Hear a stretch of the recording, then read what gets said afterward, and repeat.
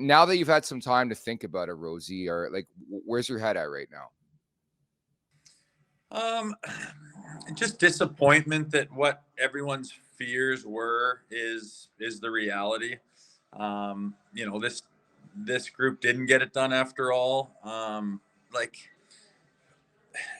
what we were worried about has come true again, and it's not a new feeling.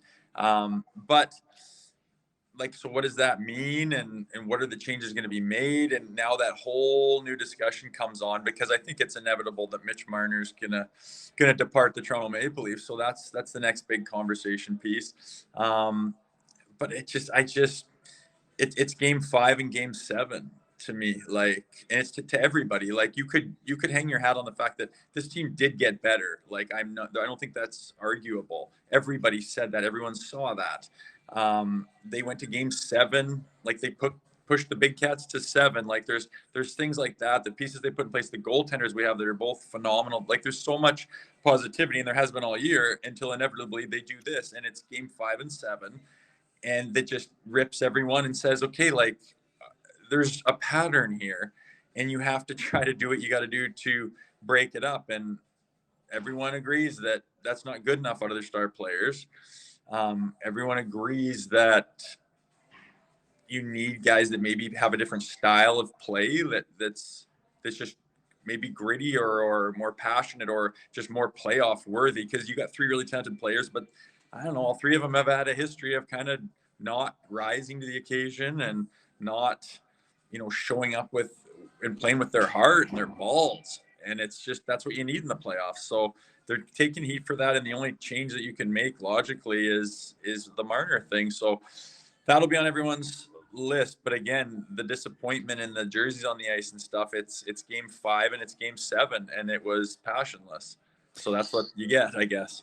Yeah, and I think the big quote that stuck out, Zach, was "It's all in between the years." Craig Berube after the game, where it's like he knows. I mean, now he knows what's cooking in this market, right? Now we go. Now he knows. That honestly, I think Craig Berube has handled stuff here very, very well, and I think that's kind of one of those things that him saying that last night, we knew that. Like, us as the fans knew that, and we were expecting, it's never been about the talent. It's been about what we're going to see when they go out on the ice, and kind of just the blank stares and all that kind of stuff. Is that going to change? Are we going to get something different from these guys? That quote by Craig Berube, I mean, I'm glad he said it, because it's something I kind of joked about when I was talking about, like, what do you think goes through Berube's head, or Chris Tanev's head, or Jake McCabe's head when they finish a game 5 or finish the game like game 7 last night, and they go back into the room and they're like, what the fuck is going on? Like, the talent we have here, what we accomplished in the regular season, the records these guys are setting, and history these guys are writing in the regular season for this franchise. And it's like, you get to the playoffs. I just couldn't imagine, like, looking around and what those guys see. And it's like, it's not a lack of talent. It's not a lack of ability. And for Craig Berube to see that, he just has to be thinking, like, these guys just don't have what it takes, whether it's the heart or when it's between the ears. Like, I don't know. Between the legs. Yeah, that was the one thing I told Rosie last night. I did see you grab your balls during the post-game show. That's the first, I think, in the history of After Dark. Yeah, that was the first. That's for sure. But like, it's true though. What do you guys think? Like, I don't know. There's gonna be that's all we're gonna be doing in the next couple of days. But like Mitch or Austin Matthews, like, are they gonna release if he is indeed hurt? Like, would that soften the blow to you guys to hear that he had like major reconstructive surgery in his wrist or something over the summertime? Would that kind of alleviate some of the heat that maybe people are trying to put on him as well about this loss? I think a bit. Having said that, let's be honest, in previous postseasons where he's been healthy, it's been a lot of the same stuff. Like, that's the big thing, boys, for me last night specifically. I really haven't had a chance to weigh in on game 7 yet, but is the complete no-show by the guys you pay all the money in the world to. And that includes Nylander. I thought Tavares is really quiet. The only guys I thought were going the bottom 6, which is hilarious because that's been such a big story in this market. Max Domi was really, really good. Scott Lawton was really, really good. Benoit, like that just can't be the answer, Zach, if you're trying to win and beat the defending Stanley Cup champions. Now, I don't think the Florida Panthers are getting enough credit in this market specifically. People are just pile driving the Maple Leafs, and I get it. They're a fucking good team. And I put this out the other day, dude. They might go right to the Stanley Cup final. Could very well win it. And I think you got to give them credit. But I also looked at a team in the Maple Leafs who showed up for 8 minutes in that game. And it's bewildering to think about the first 12. They got caved. Then they got cooking a bit. And Sergei Bobrovsky, I thought you need this from your goaltender, guys. This is why he's going to the Hall of Fame one day. He's got multiple Vezina trophies. He's got a Stanley Cup to his name now. He made some big-time stops late in the first period, changed the course of the game. I thought the turning point, weirdly enough, and I hope he's okay, the ref getting hurt, start the second period. Yeah. After that, it was fucking curtains, Zach. True.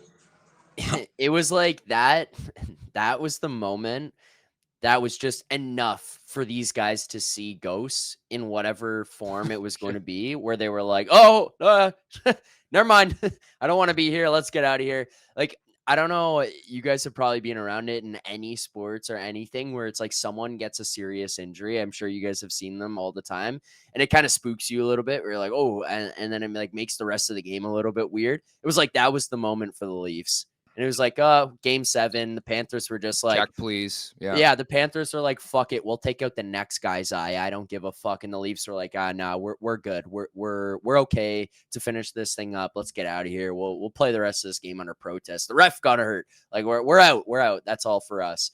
It was unreal. And that's a good point, actually. Like that 15 seconds in, he goes down and the Leafs were like, thank you. Because you remember, like the second half of the first period, like they were buzzing, man. They had a couple of opportunities. Bobrovsky made some big. Could have been 2-0 Leafs. They were buzzing like they've never buzzed before. That was a shooting gallery. Like the Panthers were on their heels. There was 3 breakaways. The arena was nuts. Willie's like chance alongside Bobber's pad, like they had chances up the ass, and then the second period, gonzo, and. I mean, I want to like tip my cap to the Panthers because you're right. They are so good. But the question is, well, why was Lorentz standing out and why was Benoit standing out?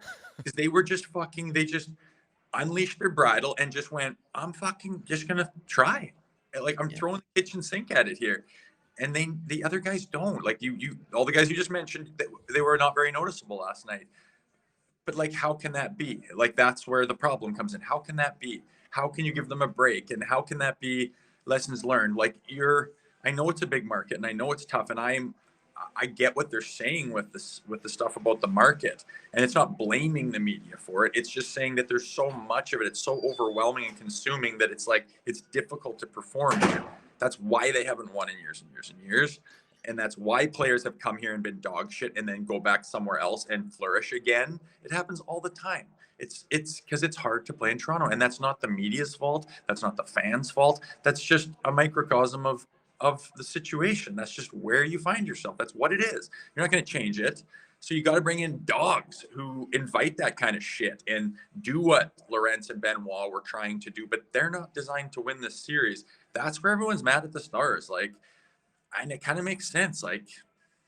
Like you say, there's just like, do you want to start running numbers? Do you want to start talking about the level of success? There's a lot of data there, and you can pull it all up. And those are numbers that I'll get behind because it's just the history of it.